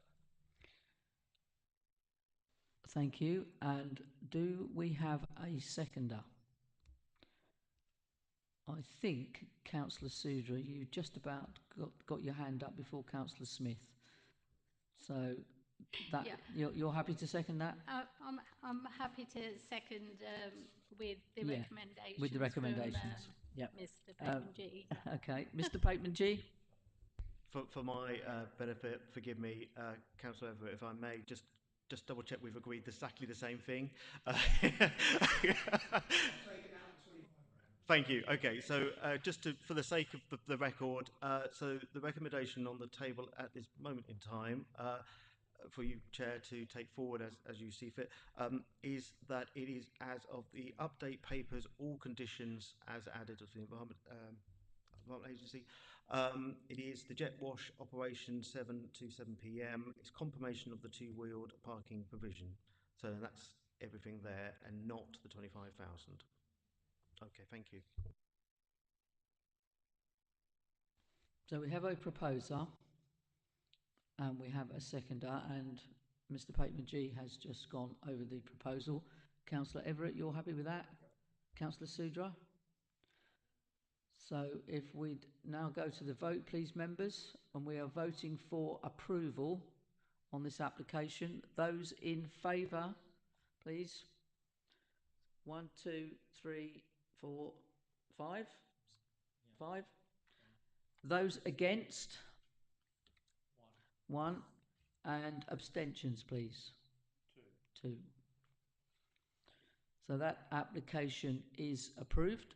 We'll just have a quick 5-minute break before we go to the next item. Katie, if we could turn the live stream off, please, dear. Thank you.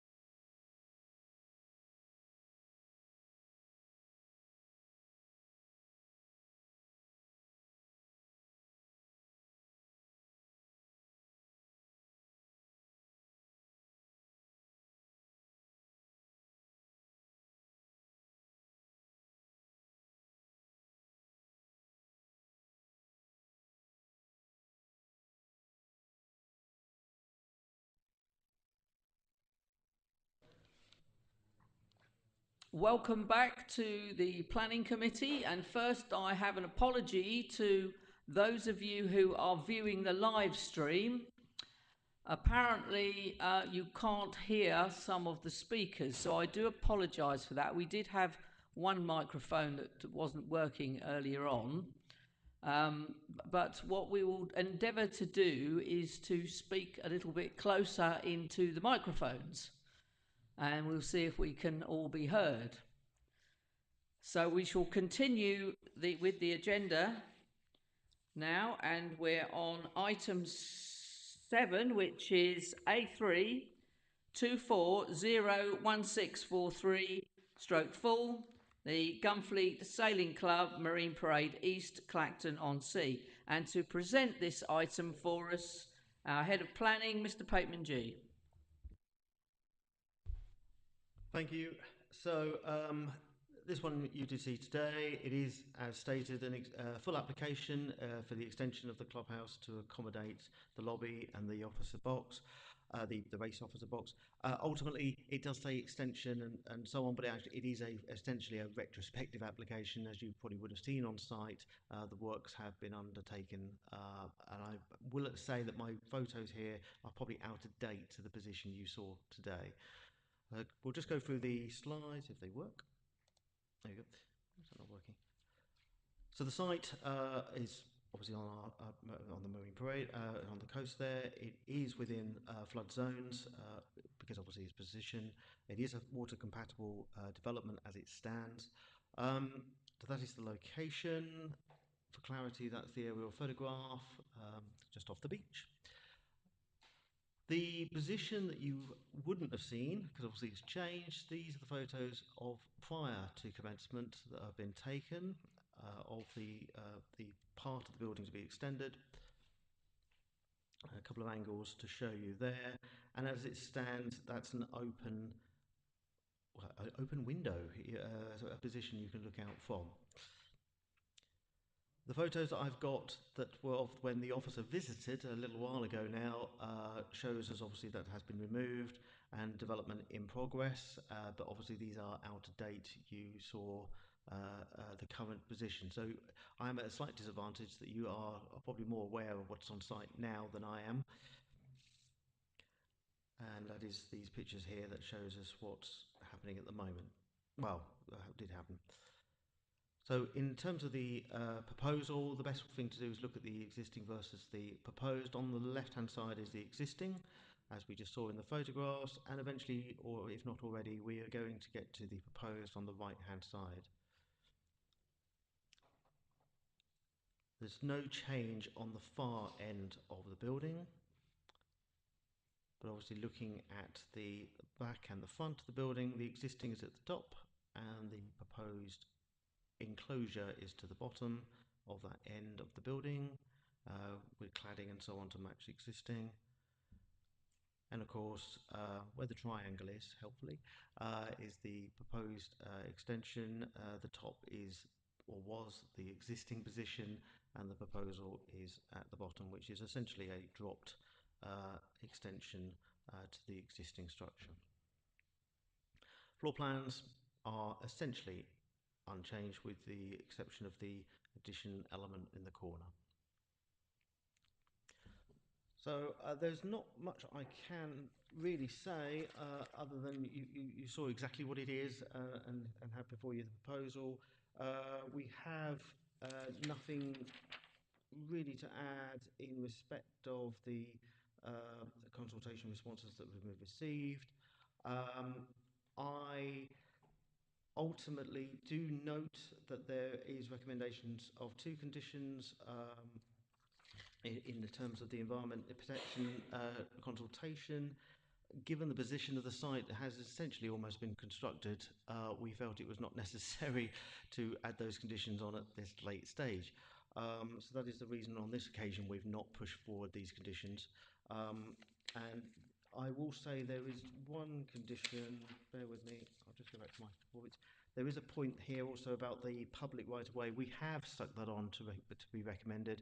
I would say that's more of an informative than a condition, but it makes no difference either way, because ultimately the footpath itself, being a right of way, has its own legislation that means it should be not obstructed. Therefore, the recommendation is simply as your papers, and I've got nothing further. Oh. I wasn't told of any updates. Oh, sorry. Yes, the one update we do have is the approved plans were slightly different, so they have been placed on the update sheet. Thank you. I forgot that one.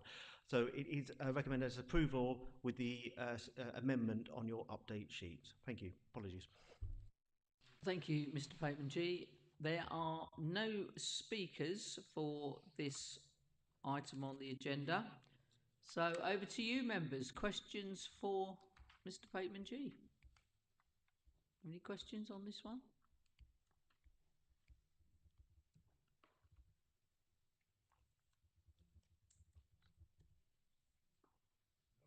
No? In that case then, any proposals? Councillor Alexander and then Councillor Wiggins.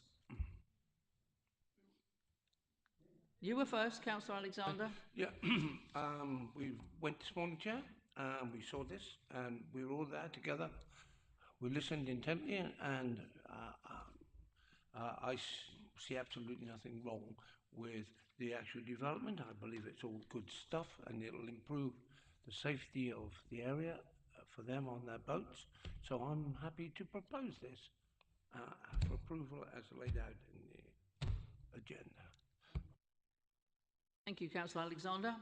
Councillor Wiggins? Yes, and I'd be happy to second it. I thought it was good, and I understand it's all being done by volunteers as well, and they have to get it in within the time. So yeah, no, happy to second. Thank you. Thank you, Councillor Wiggins. Councillor Everett? Just an observation, really, about how plans can lie. I wouldn't have got the fact that the point actually sticks out from the building quite considerably from the plans, but going to the site visit this morning, it made it obvious. I don't think that makes any difference in terms of our deliberation, but it's just an interesting point. Thank you. Okay, so we do have a proposer who's made a proposal and a seconder. So therefore we shall go to the vote for approval on this application. And I'll have a show of hands, please, for approval.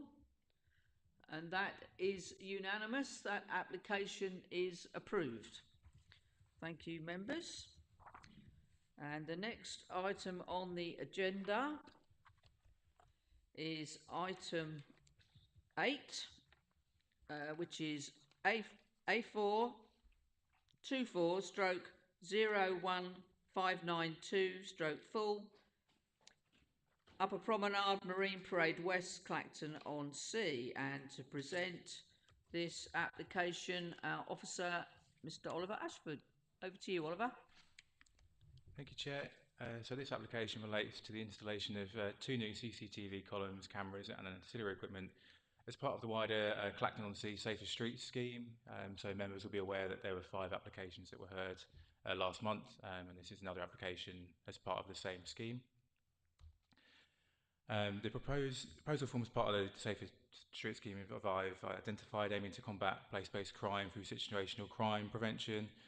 The proposal is supported by the Office of Police, Fire and Crime Commissioner by provision of funding to deliver the intended works. The application is before committee as it's on land owned by Tenerife District Council. So there are 2 columns proposed, column W and column Y as indicated on this plan. One is looking down Alton Road and the other is looking down Penfold Road. So this is an aerial image just highlighting the location of those 2 proposed CCTV columns. And just a couple of photographs. This is looking eastwards in the location of where one would stand, with the location of the other visible in the far distance. Just a location to highlight how the proximity of the shelter and the sort of wider antisocial behaviour issues that creates, so kind of the need for the camera to be in that location. and this is facing east past location W. And this is looking back in the opposite direction. You can see their historic lamppost, which I'll come on to shortly. These are just the plans that are highlighting the location of the two proposed cameras with associated equipment, PA speaker, and radio link and lighting, and this indicates how it will look. If I just go back, you can see that there is already one in situ in the distance, so there's one visible near the wheel. So the site lies in the settlement development boundary for Clacton within the Clacton Seafront Conservation Area and is a designated priority area for regeneration. The location is also close to the listed seafront garden and the historic lamppost, so you can see that in that image here. The new CCTV columns will be viewed against the backdrop of the seafront gardens that characterise the open spaces forming the public realm along Marine Parade West. Essex County Council Heritage did raise some objection with regards to the impact of the proposals. However, officers consider that ensuring the columns are painted black to match the historic lampposts will reduce the impact. The less than substantial harm identified is therefore weighed up against the public benefit of security and CCTV within the town centre, in line with the provisions of paragraph 215 of the NPPF. All things considered, these CCTV columns are considered to have no adverse impact upon the significance and setting of the historic lampposts, and are considered to preserve and enhance the character and appearance of the Clacton Seafront Conservation Area. On this basis, officers are minded to recommend approval for the proposals. Thank you. Thank you, Mr. Ashford.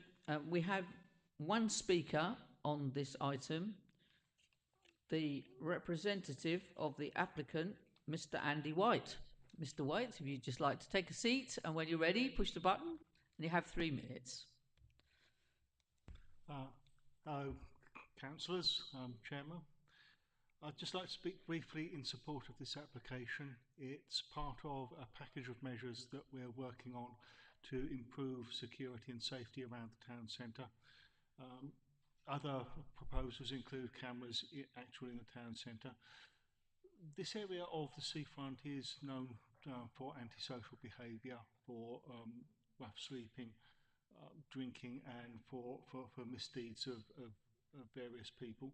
And so this proposal is really aimed at securing the future and looking after the conservation area and the public amenities that are on it, and certainly not to detract from them. Columns will be roughly matching the existing CCTV columns, painted black as has been outlined already, and we've tried to improve the sighting of them on the opposite side of the promenade from the lighting columns that exist, in order not to interfere with the pattern of those. All things considered, we've done everything we can to make these as acceptable as possible. We're delighted with the recommendation for approval. I hope that members feel likewise.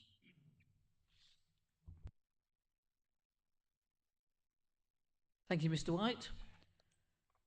Members, oh no, I've just forgotten something. Wasn't anything you wanted to come back on, Mr. Ashford, on that? No, okay. Members, over to you for questions, and first on my list is Councillor Alexander. Go ahead, please. Thank you, Chair. Did I pick this up correctly, that the pole, or whatever you'd like to call that thing, is going to be painted black? That's the first thing. And the second thing is that it has been suggested to me that it might have been a good idea to try to mimic almost the existing Edwardian, because I didn't realise they were Victorian. I was under the understanding they were Edwardian style, but okay. But would that not interfere with the integrity of what is there? And you can never mimic something of that age, I don't think. But to keep it painted the same colour and keep it together, I think this is all very good. Could you just confirm that, please? If I may just come in on that one. Yes, so in your papers, the recommendation, these proposals, so there's two, would be finished in black. That is within your papers. And this would be to match the existing street lighting within the locality. So black would be we would be looking for. There is a debate, obviously, in terms of how do you integrate facilities such as this within the historic environment. Do you try to mimic or copy what's there already? Which, unfortunately, being that these are modern CCTV cameras, would be difficult to do, and ultimately may appear overly false if you were to try. It is generally accepted to be honest with regard to the modern installation, but there obviously is a degree of harm. It also comes down to that if you're trying to replicate historical elements along the seafront here, especially, that you're effectively diluting the history that is in place, because you can't discern what is the historical elements from the non-historical. That is if they are that goodly, that well integrated, and I hate to say it, that's unlikely on the basis that obviously these are carrying out a very specific role in respect of surveillance. But it is not the proposal before you, I think ultimately have to also say. So your judgment is that is this an appropriate design for this location, given those arguments and the argument of harm versus public benefit? Thank you, Mr. Pateman-G. Any more questions, members? Councillor White? Very much in favour of this application, Chairman. But I've just been involved in getting another CCTV camera involved in my parish, and was warned about the signs that we have to have up to say that they are live in action. So my question is, will these poles carry the sign that you are being done, or do they have to have a more...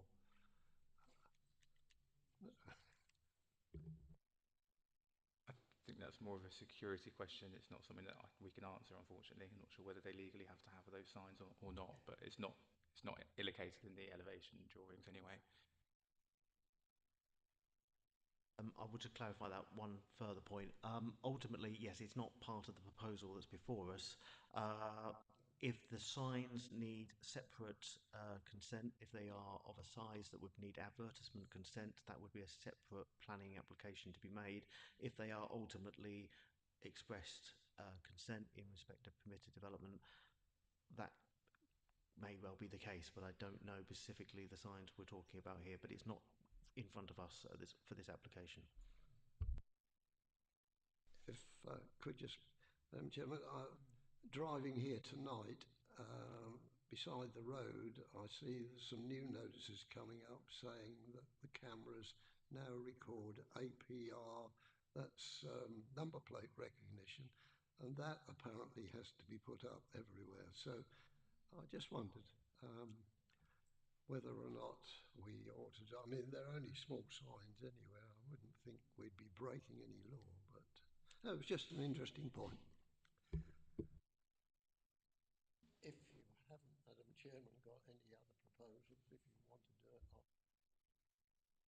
propose. Yeah, that's fine. Councillor White? So we have a proposal there from Councillor White. Councillor Alexander? And Councillor Alexander has seconded that. So therefore, as we have a proposer and a seconder, I should be looking for a show of hands for approval of this application. And that is unanimous. Thank you, members. Now, the next item on our agenda is item 9, which is the exclusion of press and public. So I believe I'll need a proposer and a seconder for this. Proposed. Chairman, sorry, just to avoid the scenario where we come back into the public session, just for you to give the date of the next meeting, might I suggest you give the date of the next meeting now, and then ask for the mover and the seconder, and then we can cut the live feed and we won't have to worry about turning it back on again. Thank you, Chair. Right. Okay, so I do apologise again for those of you who had problems hearing the live feed earlier. The date of the next meeting, which is the special meeting on Wednesday the 19th of March. So we will now cut